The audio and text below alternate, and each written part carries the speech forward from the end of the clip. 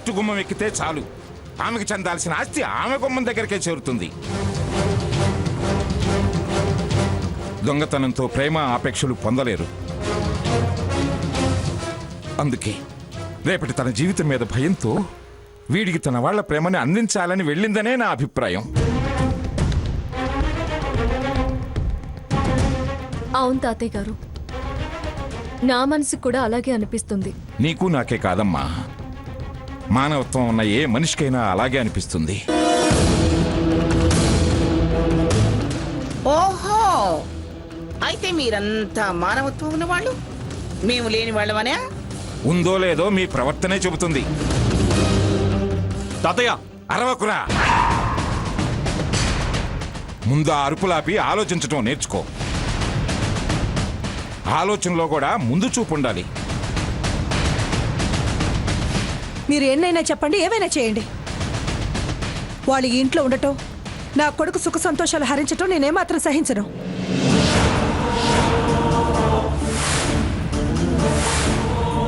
కొడుకు ఏనాడైనా నీ కొడుకు నిన్నింతకు ముందు తల్లిలా చూశాడా? ప్రేమించాడా? ప్రేమగా పిలిచాడా? ఇవాళేదో వాడికి ఇబ్బంది రాబట్టి నీకు దగ్గరయ్యాడు, నీకు ప్రేమ పొంగుకొచ్చింది. కానీ గతం ఒక్కసారి గుర్తు చేసుకో లక్ష్మి. వాడి ప్రవర్తనను తలుచుకుని ఎన్నిసార్లు కన్నీళ్లు పెట్టుకున్నావో గుర్తు తెచ్చుకో. వాడు దీని పెంపకంలో శాసించటమే గాని ప్రేమించటం నేర్చుకోలేదని నాతో చెప్పుకుని ఎన్నిసార్లు ఏడ్చావో గుర్తు తెచ్చుకో.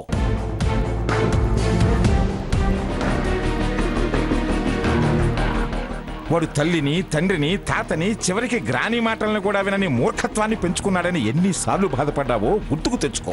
అన్నీ గుర్తున్నాయి మావయ్య గారు, ఏది గుర్తు తెచ్చుకోవాల్సిన అవసరం లేదు. అయినా వాళ్ళని ఇక్కడ ఉండొద్దు అంటావే గాని వాళ్ళని మాత్రం అర్థం చేసుకోవు. ఏం అర్థం చేసుకోమంటారు? అర్థం చేసుకుని నేను మౌనంగా ఉంటే కొరివితో తలగొక్కున్నట్టు అవుతుంది. అంతేలే అమ్మా, నీకిప్పుడు అలాగే అనిపిస్తుంది. నీ వాళ్ళనెవరిని ఇంటి గడప తొక్కనివ్వనప్పుడు, మీ బాబాయిని సెక్యూరిటీతో మెడబట్టి బయట గెంటించినప్పుడు, నీ సొంత తమ్ముడు అనాథ ప్రేతంలో హాస్పిటల్లో పడున్నప్పుడు నువ్వేం కోరుకున్నావు?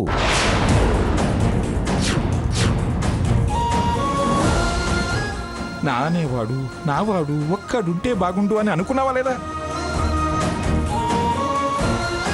ఆ సమయంలో నీ కన్న కొడుకు చీపో అంటే ఎవరో దారిన పోయే ఈ రఘురాం సాయం చేస్తే, నీకు తోడుగా నిలబడితే, నీ మనసుని ఓదారిస్తే, ఇలాంటి కొడుకుంటే బాగుండు అన్నావు. గుర్తుందా? గుర్తుందా? గుర్తుందా?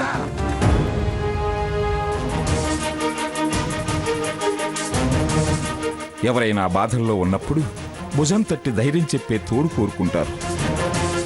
కన్నీళ్లు పెట్టుకుని ఏడ్చేటప్పుడు అవి తుడిచి ఓదార్చే ప్రేమను కోరుకుంటారు. తన వాళ్ల కోసం తప్పించిపోతారు. ఇప్పుడు వాళ్ళు కోరుకునేది అదే. దాన్ని అర్థం చేసుకోలేకపోవటమే నాకు బాధగా ఉంది. చాలా తెలివిగా మాట్లాడి మనుషుల్ని మీ వైపు, మీరు సమర్థించే వాళ్ళ వైపు తిప్పుకోవాలని ప్రయత్నం చేస్తున్నారా? మాయ మాటలతో మనుషుల్ని మార్చి ఎవరిని ఉద్ధరించాలని చూస్తున్నారు మీరు? ఈ అనామకులేగా.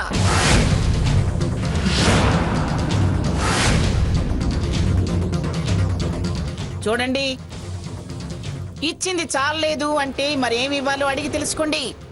కానీ ఇక్కడ స్థానం మాత్రం ఇవ్వను. కొత్తగా నేను ఎవరిని నా వైపు తిప్పుకోవాల్సిన అవసరం ఏమి లేదు. నేను ఇలాగే సమర్థిస్తాను. ఆనంద్, నువ్వేమంటావురా? మీరేదంటే నేను అదే అంటానా?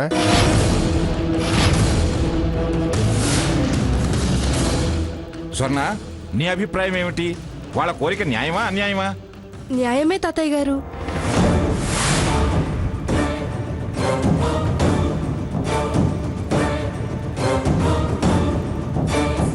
అది అది నా బలం. మేము 5గురం, మీరు 3. సంఖ్యాబలమే సాక్ష్యాలైతే మా న్యాయమే గెలుస్తుంది, స్థానము దక్కుతుంది. గెలవండి అయ్యా. గెలిచి మమ్మల్ని అవతలికి నెట్టి కొత్త మనవరాలతో కొత్త మనవడితో ఆనందంగా ఊరేగండి. ఇదేనే నీతో వచ్చిన చావు. అమ్మా లక్ష్మి, నీది కూడా మీ అత్తగారి వాదనేనా? నేను కొన్ని విషయాలు అడుగుతాను, సమాధానం చెప్పు. శారద నీ సంసారంలో భాగం అడిగిందా?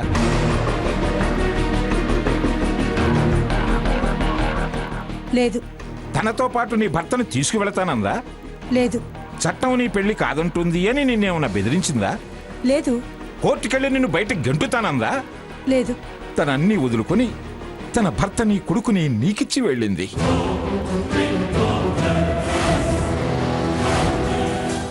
భర్తను అంగీకరిస్తున్నావే కానీ కొడుకునెందుకు కాదంటున్నావు? వాడు నిన్ను అమ్మానే పిలుస్తున్నాడే. ఏ రెండో కొడుకు అనుకోలేవా?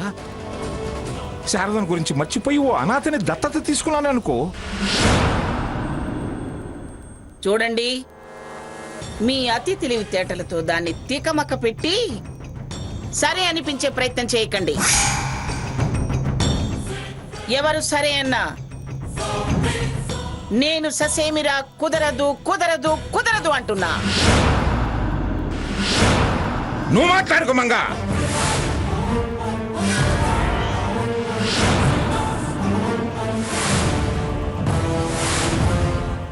ఇంతకాలం నీ మాటే వింటూ మంగమ్మమ్మ గుడు అనిపించుకుంటూ మాత్రమే బ్రతికాను. ఈ ఒక్కసారి నన్ను మాట్లాడినాయి. మనసుతో ఆలోచించి నా మాటలను అర్థం చేసుకోండి.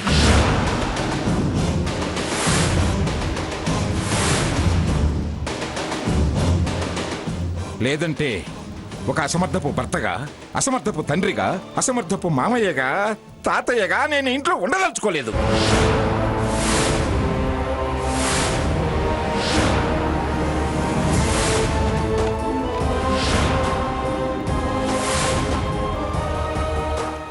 నేను మీకేమీ కానా అని వాడు నన్ను ప్రశ్నించేలా చూస్తుంటే నేను తట్టుకోలేకపోతున్నాను.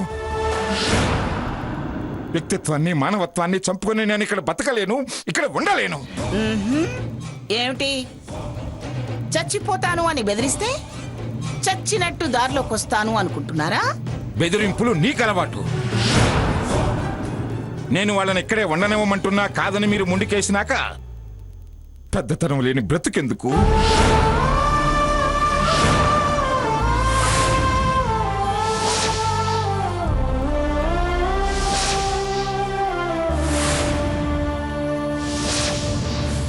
తీర్పుకు విలువివ్వని చోట నిలబట్టం ఎందుకు? అందుకే నేను నిర్ణయానికి వచ్చాను. ఈ ఇంటి యజమానిగా నువ్వు ఒత్తి పలుకుతుంటావే, ఆ పిఠాపురం అనే ఇంటి పేరు నీకిచ్చిన భర్తగా, జడ్జిగా ఎన్నో పంచాయతీలకు తీర్పునిచ్చిన అనుభవంతో నేను ఆర్డర్ వేస్తున్నాను. రఘురాం, సీత ఇక్కడే ఉంటారు.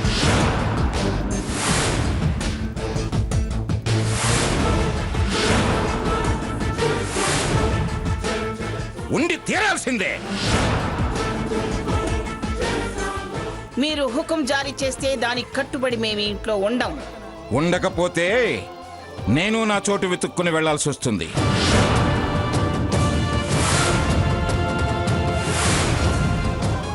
ఒక్క మాట కూడా చెల్లుబాటు చేసుకోలేని ఇంట్లో ఉండటం నాకు ఇష్టం లేదు. మీతో నేను అడ్జస్ట్ అవ్వలేను.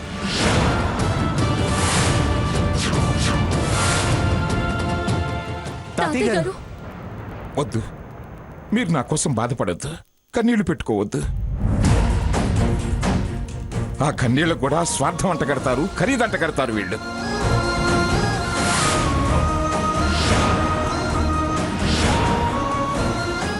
మీరు ధైర్యంగా ఉండండి. మీకోసం అవసరమైతే నేను మీ తరఫున వకాల్తా వేసి వాదిస్తా.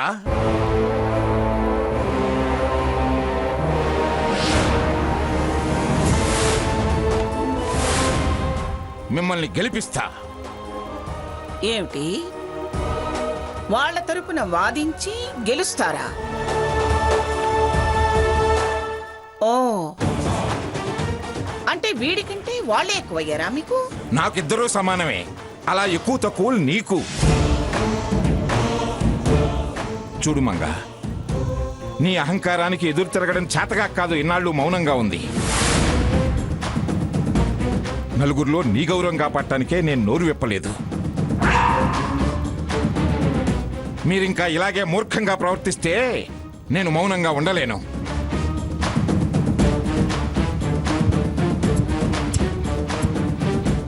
నేను ఈ విషయంలో కూడా కల్పించుకోకుండా మౌనంగా ఉంటే జనం మీ మొహన పేడ ముద్దలు కొడతారు. చాలా ఎక్కువగా మాట్లాడుతున్నారు. మీరు మారకపోతే ఇంకా ఎక్కువగా మాట్లాడాల్సి వస్తుంది.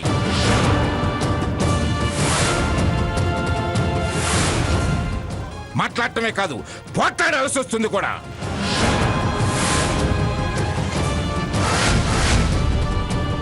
మర్యాదగా చెబుతున్నాను, నా అభిప్రాయానికి విలువ ఇవ్వకపోతే చాలా తీవ్ర పరిణామాలు ఎదుర్కోవాల్సి వస్తుంది.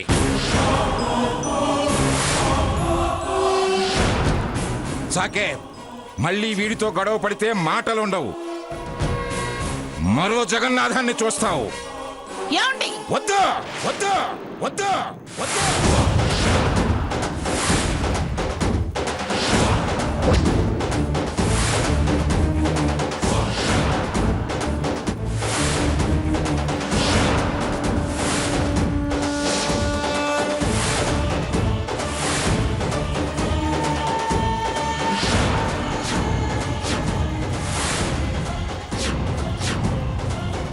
నువ్వేం మాట్లాడొద్దు. వెళ్ళండి, అందరూ వెళ్ళండి. సొన్నా వాడిని తీసుకెళ్ళు. ఆనంద్, లక్ష్మిని తీసుకున్న వెళ్ళు. సీత, రఘురాం, మీరు కూడా వెళ్ళండి.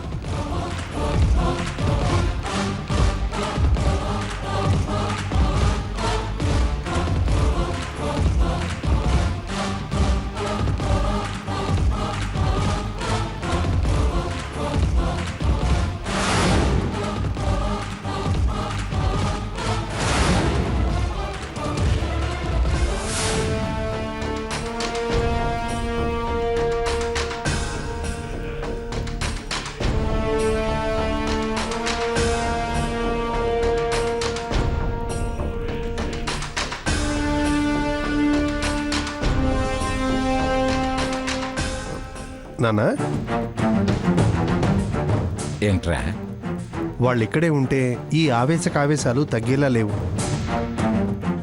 వాడు వీడు ఎదురు పడ్డప్పుడల్లా ఇలా అరుపులు, కొట్లాటలు, పంచాయతీలే.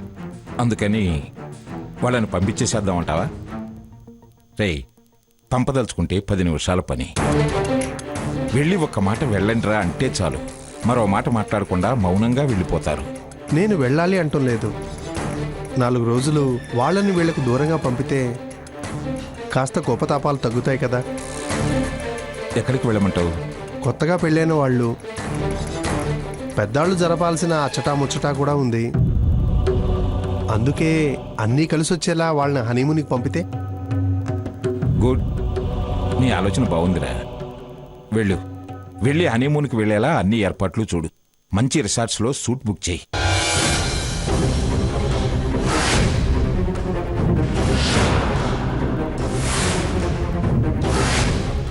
అందుకే అన్నీ కలిసి వచ్చేలా వాళ్ళని హనీమూన్కి పంపితే. గుడ్, నీ ఆలోచన బాగుందిరా. వెళ్ళు, వెళ్ళి హనీమూన్కి వెళ్ళేలా అన్ని ఏర్పాట్లు చూడు. మంచి రిసార్ట్స్లో సూట్ బుక్ చేయి.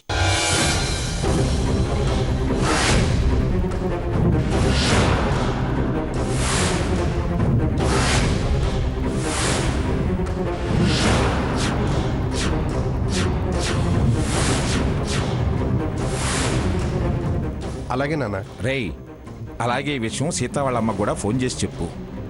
ఎలా ఉంటున్నారోనన్న భయమూ తగ్గుతుంది, మనం సాయంగా ఉంటున్నామన్న ధైర్యమూ కలుగుతుంది. అలాగే నాన్న.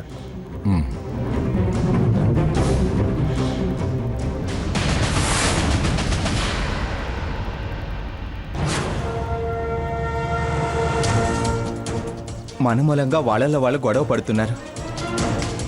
అమ్మ కోరింది ఒకటి, ఇక్కడ జరిగేది ఇంకొకటి.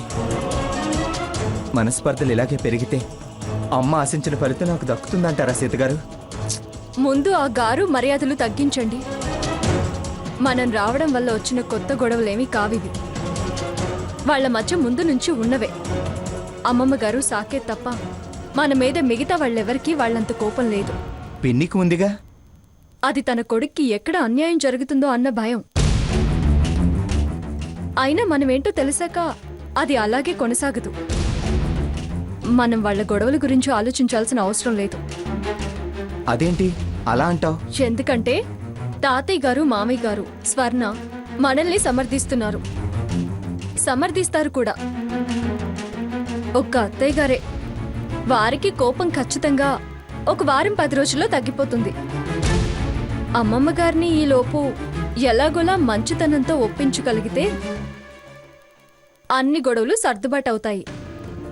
ఎలా అవుతాయి? మనల్ని చూడగానే అంత ఫైర్ అయ్యే సాకేత్ ఎలా కూలవుతాడు? అతని కోపం అంతా నా మీదే. అందరూ మనతో అడ్జస్ట్ అయిపోతే, అతన్ని సమర్థించే వాళ్ళెవరూ లేకపోతే తను గ్యారంటీగా తప్పుకు తిరగాల్సిందే గాని గొడవకు రాడు. నాకు నమ్మకం లేదు. నేను అతని తత్వం చదివిన దాన్ని. భయపడే వాళ్ళనే భయపెట్టగలడు కానీ ఎదురు తిరిగితే తగ్గుతాడు. మూర్ఖత్వం అంత తేలిక తల వంచదు సీత. అంతటి అమ్మమ్మ గారే తలొంచేలా చేశాం. అతన్ని సమర్థించే వాళ్ళెవరూ లేకపోతే తను గ్యారంటీగా తప్పుకు తిరగాల్సిందే గాని గొడవకు రాడు. నాకు నమ్మకం లేదు. నేను అతని తత్వం చదివిన దాన్ని. భయపడే వాళ్ళనే భయపెట్టగలడు కానీ ఎదురు తిరిగితే తగ్గుతాడు.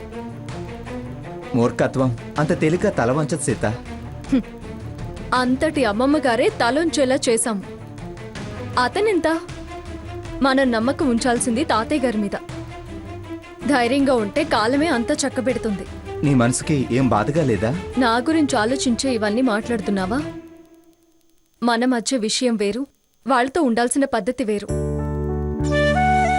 అత్తయ్య గారు వెళుతూ వెళుతూ చెప్పింది వినలేదా?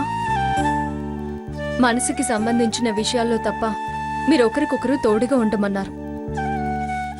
చూడు రఘురాం, మనం ఇప్పుడు ఆలోచించాల్సింది మన సఖ్యత గురించి కాదు,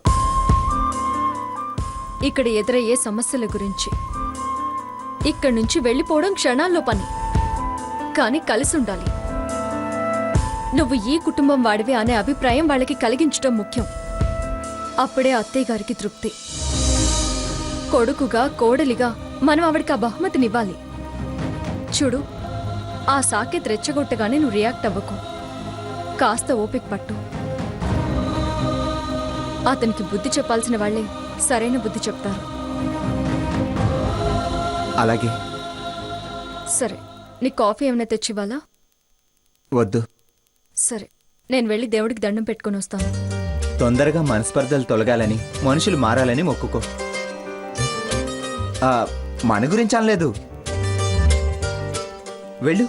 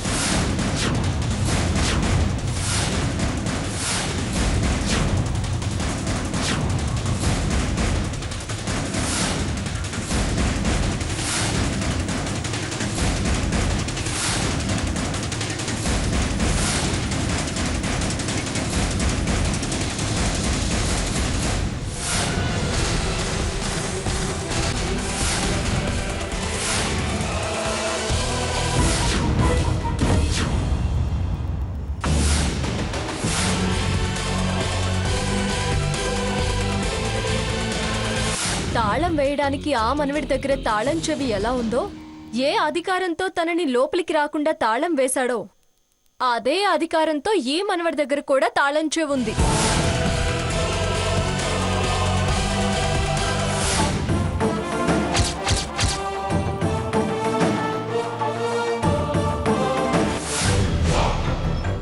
సొన్నా సొన్నా సొన్నా.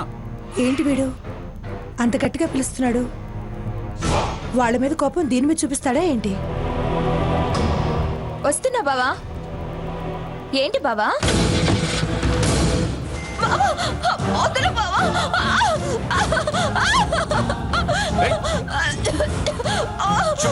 వదలు బావా.